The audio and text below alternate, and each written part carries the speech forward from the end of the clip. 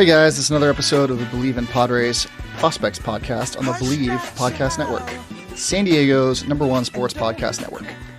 It's episode 36. There's no Wade, and it appears we've hit a little bit of a lull in the coronavirus, at least. There's been news every day about more things getting shut down, and since so many things have been shut down, I feel like the last couple of days we've gotten a breather from crazy news of things happening, at least. We'll see what happens the rest of the week, but for now, everyone's in lockdown. The governor is, I think, shut down all non-essential business as of a couple of days ago. Stay at home is in effect. So what else do we have to do besides podcast, huh? On today's show, we've got another guest. It is James Anderson, lead prospect analyst and assistant baseball editor at Rotowire. This is one of the go-to guys in the fantasy industry. He's really big into his prospects. So if you play fantasy, if you're interested in prospects with regard to fantasy, you play in some deep leagues maybe, or you just are interested in some of the up-and-coming guys around the league. We're also going to talk about some Padre guys. Obviously, he's a really great Twitter follow, so I encourage you to follow him on Twitter at RealJRAnderson. Before we get to him, super excited about a new sponsor for the show. Their second week sponsoring us. That's True Classic Tees. Style is changing, formal wear is out, and the t-shirt is in. I love True Classic Tees. They're based in LA and a t-shirt company that is definitely on the rise. Their t-shirts are soft, they hold up in the wash, they're incredibly versatile. You can wear them out, you can wear them to work, you can wear them around the house, which I know we're all going to be doing a lot of the next few months. Although I'm not wearing my best t-shirts around the house. I'm trying to reserve the around the house shirts for my old ratty shitty t-shirts.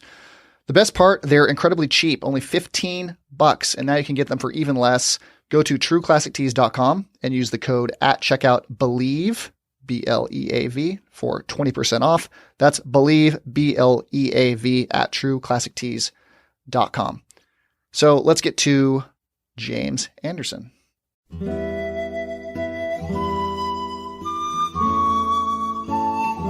All right, so joining the show now is James Anderson, lead prospect analyst, assistant baseball editor at Rotowire.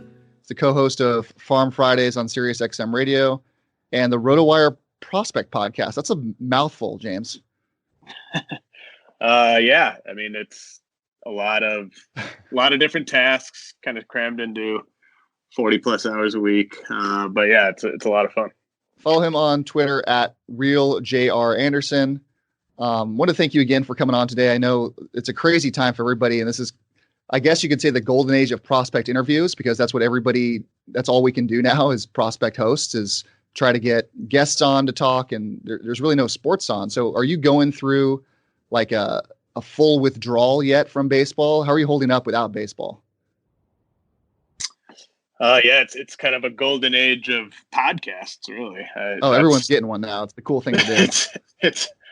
It's also kind of a golden age of dynasty startup drafts, because everyone just has that itch and they want to do something to pass the time, and drafting seems like a good idea. I mean, it really sucks. It's definitely obviously affecting most companies right now. We obviously cover sports at Rotowire, and there's no sports to cover right now for the most part. So definitely sucks, but I mean, it kind of takes a back seat to the bigger picture. I mean, I hope that everyone is.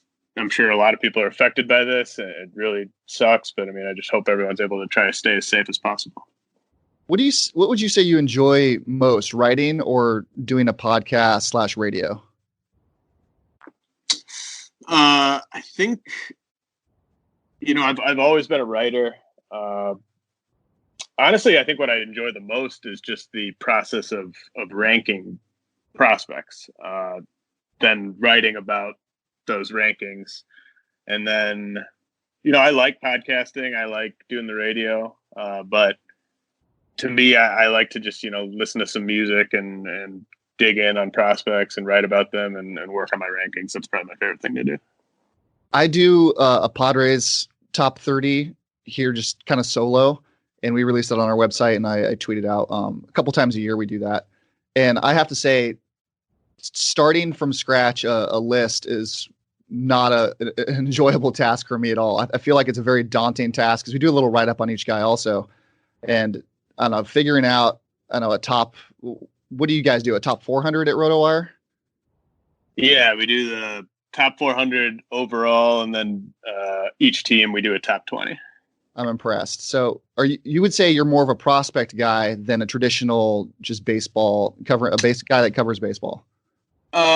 Yeah, I mean, prospects definitely kind of my specialty. I really, really enjoy playing fantasy baseball. I love watching baseball. I'm a Brewers fan. I live in Madison, Wisconsin. I mean, I love playing fantasy baseball. That's probably what is the biggest bummer for me personally about this, is that I have all these teams that I drafted during the off season, and just who knows when any of the games will start. But I love ranking prospects because, like you said, it is a daunting task. But when you're able to devote as much time to it as I am, it's also really kind of a rewarding process once you get done with that daunting task, and you can kind of just kind of reflect back on what you finished and what you worked on and everything. It can be really rewarding. I'm a pretty big fantasy guy myself. I do a 12-team dynasty league with 50 minors involved, 50 minor league players per team. And then I do a best ball league, which I just joined this year through Fantrax, and Prospects Live is handling that for us. And that's 30 teams with 50-man rosters. And that was going to be our first season this year, so I'm disappointed that's not in. And I do like one seasonal league, just a redraft league with some friends. How many leagues do you do per year? This year I was going to be up to around 15. Wow. So last year I think I had 13. Love drafting. I love working on my own projections and then, drafting off of those. So, yeah, I mean, it's a really fun game to play. It's one of those games where you kind of have to be all in. You can't be sort of a half-ass fantasy baseball manager. You're not going to be able to put in the amount of hours you'd put into like fantasy football. You really have to put in the work, but it can be a lot of fun. I'm into weekly leagues now. When I was younger, it was only daily, and now I feel like weekly's gotten more popular. And for people that play fantasy football and who don't want to get into baseball, they complain about the daily aspect of it. But I'm a big weekly guy. I'm a weekly guy too. I didn't necessarily mean it in terms of the daily stuff. Like I'm in a couple daily leagues, but they're leagues that I sort of wish were weekly. It's to me, it's the difference is the player pool. Like you have to know 500, 600 guys to be a good fantasy baseball player, whereas football, you really only have to know like 130 guys. So it's just the knowledge that you need to have of the entire player pool is just so vast. You ready to do some baseball stuff? Yeah, let's do it. I was reading, and this may or may not be true, who knows, but the Dodgers were considering not just giving second base to Gavin Lux when the season started. Have you heard anything about that? Does it sound real to you? And is that as crazy to you as it is to me that they would even consider just setting and forgetting Lux at second base? It sort of reminds me of the Diamondbacks saying that Zach Gallen isn't guaranteed a rotation spot. Sometimes you'll just hear stuff and you have to have your BS meter on and just sort of try to figure out exactly how real that is. In this specific case, I think they want Lux to go out there and just be the clear top guy and win that job that way, rather than just handing it to him if in spring training, if he's not playing better than Chris Taylor or Matt Beattie or Enrique Hernandez or something, I don't necessarily think they want to just hand him the job if he didn't go out and earn it. But I certainly think that in a perfect world, he would earn that job and he would be their opening day second baseman. I don't think there's a 0% chance that he opens the year in the minors, but I think he's the second best prospect in baseball behind Wander Franco, and I just think he's gonna force the issue with his bat sooner than later. Do you think the Dodgers in general they're a really smart organization? They're deep at every level. Do you think they're a little too cautious with their prospects? Maybe not just in terms of advancing them to the majors, but with trades and potentially picking up useful pieces during the offseason. I've been talking to my Dodger friends about this, and they seem like they're really attached to their top prospects, which is a good thing, but they're afraid to move some other pieces in order to improve the major league lineup. Did you get that feeling from them at all? Yeah, I think it was probably a much bigger issue 2 or 3 years ago when Andrew Freeman was sort of new in that job. They really hoarded prospects. They kind of refused to trade anyone that they viewed as a part of their future. Like they had opportunities to trade Alex Verdugo back when he was still a prospect, and they never did. And then they ended up kind of selling a little low on him this offseason. I think as they've gotten really close and been unable to cash in that World Series these past couple of years, I think that's led to them being willing to trade a guy like Verdugo and a guy like Jeter Downs this offseason.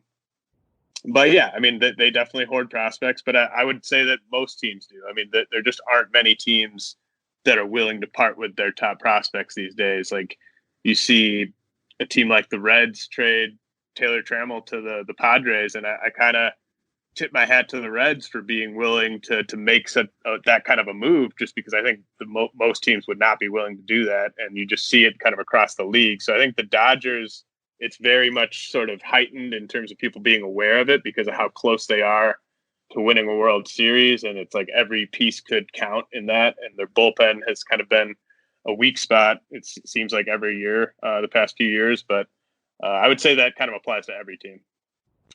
Let's say we have a Major League Baseball season this year at some point, and that it's, I don't know, 100 games long. I could see that really benefiting a lot of the young pitchers who are maybe making their debuts this season. So I'm thinking like Dustin May or Jesus Luzardo. And older guys too, it'll benefit who are coming off of injury, like Justin Verlander, who needs 6 weeks. And do you think not having that innings restriction on some of these guys, maybe specifically like Luzardo, who we expect great things kind of from day one, not having a restriction on them, they can go full bore from day one through the playoffs? Does that help a lot of these younger players? It could be a weird year for that. Yeah, I think that's dead on. I think Luzardo is like the prototypical case. Julio Urias with the Dodgers comes to mind. Luke Weaver with the Diamondbacks. Nate Pearson. I mean, all these guys where it was kind of like, yeah, they'll probably throw around 145 innings. Now 145 innings could be the entire season. I mean, like Luzardo could be a dark horse AL Cy Young guy if he's, if he only trails whoever leads the league in innings by 15 or 20 innings, which could be possible depending on how they end up setting the schedule. He could be the best guy on a per start basis. So I think you're dead on with that. Is there anyone you're dying to just get a shot at regular playing time? Maybe someone that's been really frustrating the last couple years that was, a moderately favored prospect coming up and got a job and has performed decently. So I'm thinking examples are like Garrett Hampson for me. I would love to just get a job somewhere. Miles Straw is a guy who's some of his tools I really like, and would just like to see what he can do if he got a full-time job. Are there any guys for you like that where you're just dying for 500 at bats from someone? I think Miles Straw is a really good call. I think he could just be really dynamic as an everyday player. What he does in terms of on base, hit tool, speed, defense, he's not going to hit for power, but I think he could just be a real awesome throwback leadoff hitter. One guy that I'm just really frustrated with just how he's been handled is Nate Lowe with the Tampa Bay Rays. I understand it kind of from their standpoint where he's not a good defender. They already have all the like G-Man Choi, Jose Martinez, that they have a bunch of guys that kind of do what he does. So he doesn't have a clear path, but I'm just a little annoyed that they go out and bring in Yoshi Satsugo and Jose Martinez, like further block. Like Lowe was less blocked last year than he is this year. And I really believe in him as a guy that can hit lefties and righties. And I just don't really see him getting that chance anytime soon in Tampa Bay. So that's one guy where I really think he could benefit a ton from getting traded to more of a rebuilding team. I'm going to read something here and you tell me what you think about it. If you're drafting off projections and you're not projected to have the best team in your league by those same projections, you really fucked up? Yeah. No question there. Just love the tweet. And do you want to elaborate on any of that, or do you just want to move it along? Well, it's really lame to me when people, people track projections when they're doing a draft sometimes, and there's nothing lamer to me than being like, see, these say that I had the best draft. I'm projected to win the league. Like, yeah, you should be. If you're using the same projections you drafted out to run the standings, that's not an accomplishment. And to clarify things for people listening, that was a tweet from James Anderson a couple days ago. Among players who had breakouts last year, maybe not all of them were, a couple of them were rookies. And then, so like Keston Hiura, Jordan Alvarez, and Ketel Marte, who was not a rookie, but Marcus Semien, not a rookie. Who do you think is most affected by a change in the baseball, and a change in the baseball maybe back to what it used to be a couple years ago? And of that group, maybe who do you think was the most for real? Okay. A couple guys that come to mind for me, both actually have, in terms of guys who are going to be negatively affected by the baseball returning to normal. And they actually are both on the Angels. Tommy La Stella and Anthony Rendon. I think La Stella, that power spike that he saw last year was really, really a byproduct of the baseball, especially a guy like that who uses the whole field. I think he hit 16 home runs in 80 games last year. I think he might have hit 8 with a normal baseball. And then Anthony Rendon, obviously a really, really good player, great hit tool. But, he went from 20 homers, 25 homers, 24 homers, then he hit 34 last year. I think some of those were wall scrapers to the opposite field. I would project him to be well under 30 home runs this year if they go back to normal baseball. And then Ketel Marte is a pretty good one, too. I think he could certainly regress from a power standpoint. There's nothing fake about Keston Hiura's power. I think no matter what the baseball is, he's going to hit for power. He hits it really, really hard. It gets out in a hurry. He hits them out on lines. He hits them, above the batter's eye to center. The power is extremely legit with him. So I don't really see him being affected. I was wondering if you're going to get to Hiura. You left him for last as the Brewers guy. I expected a lot of Hiura love. Do you think he still runs at the major league level? And are you worried at all about his strikeouts going forward? The only thing I'm worried about with him is his defense, which is atrocious. And it's really weird when you have a second baseman who's that bad of a defender, because it's one of the easiest positions to play, especially in the infield. It's a position that I played. I'm not a great defensive fielder, and he cannot make regular throws. When the Brewers drafted him, they kind of had a decision of whether to have him go Tommy John surgery or to just kind of rehab and rest and go that route. And they opted to go that route, but his arm has just never been the same. He airmails the easiest throws to the first baseman. It's really frustrating to watch. He's not that bad at picking it, but just a horrific thrower at second base. So that's the big hole in his game. He really kind of needs to be a designated hitter. So whenever the DH comes to the National League, I think that's where he'll end up for them. The strikeouts, yeah, they're probably going to be a part of his game for a while, but I think he's the type of guy that can do a ton of damage even with a high strikeout rate. And then the stolen bases, I was kind of surprised by how much he ran last year. He might be able to do that again this year and maybe in 2021, but I think eventually he'll be more of kind of a 4 to 5 steal guy. Hey, we need to take a quick break, but when we come back, we'll get into some Padres stuff. Taking a quick break to talk about one of the new sponsors of the show. That's LinkedIn. The perfect hire can have an impact on your business for years to come, and the only place to find the perfect hire is on LinkedIn Jobs. LinkedIn has over 675 million members worldwide. LinkedIn Jobs screens candidates with the hard and soft skills you're looking for so you can hire the right person fast. LinkedIn looks beyond the work skills and puts your job post in front of the qualified candidates who match your business requirements perfectly. It's no wonder a person is hired every 8 seconds with LinkedIn, and why companies rated LinkedIn Jobs the #1 hiring platform for delivering quality hires. Find the right person for your business today with LinkedIn Jobs. You can pay what you want and get the first $50 off. Just visit linkedin.com/team. Again, that's linkedin.com/team to get $50 off your first job post. Terms and conditions apply. Let's get back to the interview with James Anderson. All right, we got to do some Padres talk here, obviously.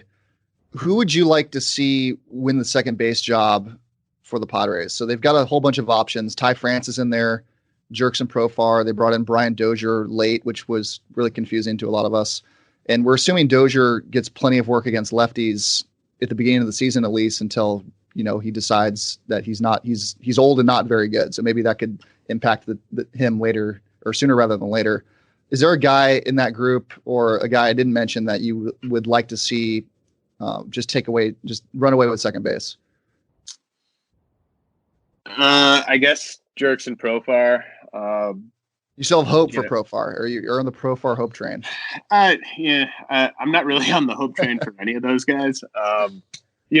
My really out of the box idea that I think would be fascinating to see how it would work would be for them to move Fernando Tatis to center field and then do Jake Cronenworth or Manny Machado at shortstop, and then maybe like Ty France or something at third base, just because I don't think they have a competent big league center fielder on the roster right now. So I just think that would be a fascinating move. I think Tatis could provide just as much value in center as he does at shortstop, but I don't think that's going to happen anytime soon. So given the options, I mean, I'd love to see Jake Cronenworth get regular playing time or at least semi-regular playing time, but he just sort of seems buried to me. And I think he'd be a really good defensive second baseman. So he would be kind of my out of the box name. Esteban Quiroz as well is another guy that I'm intrigued by a little, but of the very realistic options that are probably going to be on the big league roster, I think Profar is probably my favorite. So nothing for Ty France, and you are totally out on Trent Grisham, it sounds like. I love Trent Grisham. I just don't think he's a center fielder. Okay. I think if you put Trent Grisham and Tommy Pham in your corners, and then you have a good center fielder in between them, your defense is going to be really good. Okay, so there is a little love for Trent Grisham. There's a lot of irrational confidence in Trent Grisham here for a guy who kind of had a slow start to his minor league career and then kind of didn't do a whole lot last year. And the only thing we remember him for on the show, at least, is the ball he overran in the wild card game against the Nationals, and they lost the game because of it. So I don't really understand the love for Grisham. I get there's optimism about him, but like, what's his best case scenario? Like a 250 hitter with a 340 on base and like a handful of home runs and stolen bases? Well, I think the excitement comes from what he did at AA and AAA last year, probably. You're right. Like, I mean, if we're just going off what he did in the majors, it wasn't all that impressive, but he's got a real, like, that 26% strikeout rate he had in the big leagues, that's going to come way down. I don't exactly know where it's going to settle, but he's going to walk over 10% of the time. I think he eventually strikes out under 20% of the time. And I think maybe like 260 with a 350, 360 OBP is kind of what you're really hoping for with him. Power. Yeah, it's probably not going to be 30 homer power. He could be a 20 to 25 homer guy, though, I think, over a full season. He adjusted his grip last year. Back in high school, he used to have kind of an unorthodox sort of golf grip on the bat. And the Brewers, for whatever reason, made him change that after they drafted him. And then they let him go back to that last season. And that's where he really took off. He was 150 WRC plus at AA, 194 WRC plus at AAA. I mean, he was just absolutely on fire in the upper levels of the minors last year. So I think that's where the excitement should come from. Do you have a favorite Padres prospect not named Gore, Patino, or Abrams? Let's see. Let me pull up my Padres list. Gotta consult the list. You can't just go off the top of your head. There's no guy. Well, there's just so many to choose from, you know. There are a lot, right? There's a lot. I really like. I'm gonna go down the list a little bit. I mean, obviously who like the top 10 guys are, but yeah, let's go down. I really like Ishmael Mena, who they signed That's really down. July 2. Okay. And then I like Owen Miller a decent amount for what he is. Like I understand that Owen Miller doesn't have a super high ceiling, but I love the hit tool. I love the intangibles. He's a real gamer. I think he can play second base and third base solidly. I think he can hit for a high average. I think he can get on base at a pretty high clip. It's just a question of whether he hits for enough power to profile at those two positions. I think there's a chance that he could. And then Mena, Reggie Preciado seems to get most of the buzz from that J2 class. Yeah. I think Mena has just as high of a ceiling, if not a higher ceiling, especially offensively. I think he could just turn into a big time power speed guy. So those are a couple lower list guys. I mean, they have a ton of guys to get excited about, so it's tough to pick. When do you think Taylor Tramel gets a shot? Are you a Taylor Tramel guy? I know until late last year, he kind of was having a couple bad seasons there in a row. Is he still a guy for you that you project to have a good major league career? So I was one of the only people before last season who was kind of expecting him to struggle in his first taste of AA. He's a really frustrating prospect for me because all the physical tools are there. They just don't seem to he doesn't seem to maximize them on both sides of the ball. Like he has all the tools to be a really good defensive center fielder, but he just has never been able to get that great out there in terms of getting reads and getting jumps. So I'm projecting him to profile best in a corner. Now that, the Padres, just based on the way they're kind of going into this season with their roster, they don't really have a center fielder who's much better than he would be. So maybe that's not something that keeps him off that position for them. But he also, he has the raw power to be a 25, 30 homer guy. Just has not really made the swing adjustments to maximize that power without it coming at the expense of his hit tool and his approach. So I feel like he's less than the sum of the parts, and that makes him frustrating for me. Yeah, it's also frustrating that the major league club seems to have 6 corner outfielders and no real center fielder. Going to the prospect lists overall, maybe your personal lists, who are some of your favorite guys, not in your top maybe 150 that you think are going to be impact guys maybe in a couple years that really shoot up some prospect lists? Well, I get pretty aggressive on the guys that I like. So I could give you some names that are probably not in most people's top 150, but if I go outside my top 150, then we're talking about guys that I legitimately have questions about. Okay. And the guys who I like outside my top 150 are pretty much all unproven guys, either from this past draft or this past J2 class.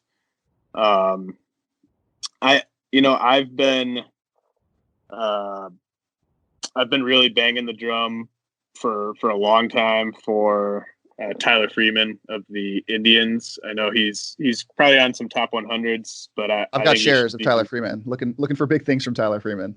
Nice. Yeah, I mean, I think he's people look at the fact that he hit 0 home runs at high A, and I just think that they're letting that kind of creep in a little more than they should. He has elite bat to ball skill. Like he might have a 70 grade hit tool or better, and he uses the whole field. He hits a ton of line drives. I mean, he just puts on a laser show to all fields. I think the doubles will eventually turn into home runs, at least to the point where he could be a 15 plus homer guy. And he has really good makeup, really puts the work in. He's got great instincts on the bases. I think he could be, I think he'll probably be the replacement for Lindor at shortstop, and then maybe eventually moves to second base. But I just think people are not necessarily looking at what he will be in 3 or 4 years, and they're just looking at what he is now, and they acknowledge he has this really good hit tool, and they're just like, well, how's he going to impact the game? He's not a slap hitter. He's just a guy, power is often the last thing that shows up. And I think that he will eventually be a double-digit homer guy. And if that happens, then I think he could be a 4 or 5 win player. Love hearing that. Is Julio Rodriguez ready to be the best prospect in baseball going into 2021?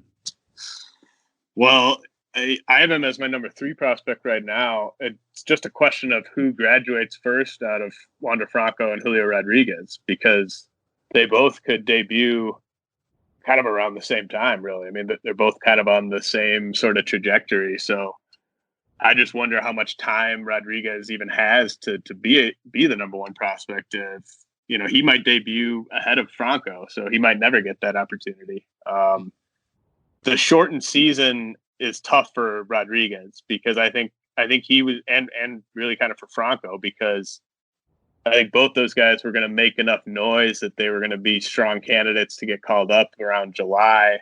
But now they probably spend the whole year in the minors, especially if it's a significantly shortened season. So I think they both probably debut in 2021 sometime. I was watching some highlights of him the other day, and maybe he's been comped to Miguel Cabrera before, and I haven't read it or something, but doesn't he just look exactly like Miguel Cabrera, but also kind of a fatter Cabrera? Is he already kind of a big guy? Are you worried about that long term? I definitely wouldn't say he's fat. Okay, maybe fat's aggressive, but Cabrera coming up was really skinny, and I'm not seeing that from Julio. Well, Julio is built like, he's honestly kind of built like an NBA small forward or something, or maybe like an NFL tight end, where it's just all muscles and wingspan. Like he has just a crazy wingspan for a baseball player. And he looks really different than, like, I was in the Arizona Fall League, and that's kind of like, a lot of the best prospects get sent out there, and he was out there, but he just looked different than everybody else. Like he looked like it was kind of like a Bo Jackson type of physique, where it's just like, holy crap, this guy plays baseball. And he's just so special, because he's got this great attitude, this great he's sort of humble, but he also has swagger, and he has just been pushed at such an aggressive pace by the Mariners, and he's never screwed up really once. Like, just getting sent from the Dominican Summer League straight to low A is a massive, massive jump in competition, and he was awesome there. Then he gets promoted to high A, and he's even better at high A than he was at low A. And he's the youngest hitter in the Arizona Fall League, and he was looking better. He looked better to me out there than Joe Adele did. He's been on such an aggressive track. I really don't think anything's off the table for him, and I think he will eventually be a superstar. We'll get you out here on this. You're starting a dynasty team from scratch. Let's say 30 teams, whatever format you most often play. I don't know if you're a head-to-head categories guy, points guy. Soto, Tatis, Acuna, who do you want the most? I would take Acuna. I asked that question to a lot of guys that I bring on as guests here, and I've been shocked, because I would draft Acuna first, probably in any league, and I don't see a lot of people taking Acuna. A lot of people have leaned Soto. Yeah, to me, that's overthinking it. I think there might be some sort of format where the scoring, like if it's points, the scoring could maybe favor Soto because it devalues Acuna's stolen bases and rewards Soto's OBP. But I mean, Acuna is just so good, so talented. I think a lot of people look at his stat line and they're like, well, he doesn't walk that much. And it's like, well, what do you want him to do? I mean, he hit like 290 something and hit 40 plus homers. Like, he doesn't need to be walking more than he's walking, but he will eventually start walking more than he's walking because pitchers just aren't going to pitch to him. Like, he's eventually going to be a 50 plus homer guy. I think he might have flirted with 50 this year if we'd had a full season. And when you become that type of a prodigious power threat, you're just going to get walked more. So I think people are overthinking it a little bit with Soto over Acuna, unless it's just some weird point setting that devalues the steals. What about a real life team?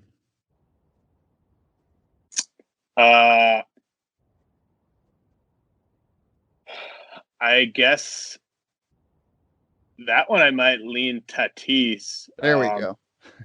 The only thing I would throw in there is I'd like Tatis to play a full season and stay healthy to give me a little bit more confidence in the durability. But if you just told me I was going to get the exact same amount of games out of all three of those guys over like a 5-year period, I think Tatis probably accumulates the most wins above replacement. Are you working on anything in the next couple days? Something when people need to keep an eye out for on Rotowire or on your Twitter account?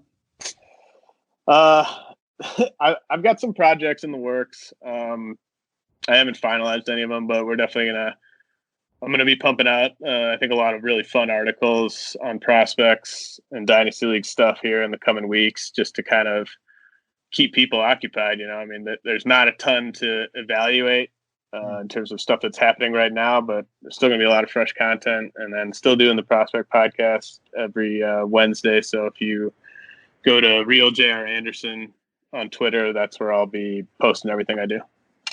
Yeah, follow him there on Twitter. And James, thank you again for coming on today. I know it's a crazy time, and we'll try to catch up with you again when we have some real baseball to talk about. Hey, thanks so much for having me. This was a lot of fun. While you're waiting this out at home with us, you can still have some fun betting at betonline.ag. With no NBA, NHL, or MLB, you might think there's nothing to bet on. But BetOnline still has hundreds of places to wager, including their online casino with poker and blackjack. And sports aren't totally done. There's still mixed martial arts. There's still the elections. There's their $750,000 poker series. There's still reality shows to bet on. There's plenty of stuff to bet on. I don't know if they're betting on the marble racing yet or the stone throwing stuff you're seeing online, but they should be. And if they're not, we're going to get on that soon. There's still fun to be had. So go to betonline.ag and use the promo code MyPod100 to receive your welcome bonus on your first deposit. Again, that's betonline.ag and use the promo code MyPod100. BetOnline, the fun never ends. Big thanks again to James Anderson. Loved having him on. We'll have to get him back on again soon. And thank you all for listening. That's going to be the show today. Fairly quick, just one interview with James Anderson. No Wade. Wade's taking the week off. We'll get Wade back on next week to go over some Padre news and some list making, which we love to do. Sports, pop culture, movies. We love lists. And we have a MLB Dream Team list that we've assembled. And we're going to talk about that next week with Wade. So please follow the show's Twitter account for news and updates at Fire Farmhands. Engage the show. Talk to us. Give us your reactions. Tell us what you liked about the show. And if you enjoy the show, subscribe. We're on all your favorite platforms. iTunes, Stitcher, Google Play, TuneIn, Spotify, iHeart, whatever else you're listening to it on. You can find us at Believe.com also, and at Believe Podcasts on Twitter. Please leave your comments, questions, concerns, and a rating of the show on all platforms. You've been listening to Believe in Padres Prospects on the Believe Podcast Network, San Diego's #1 sports podcast network. I'm Ryan. Talk to you guys next week. Toward your destination.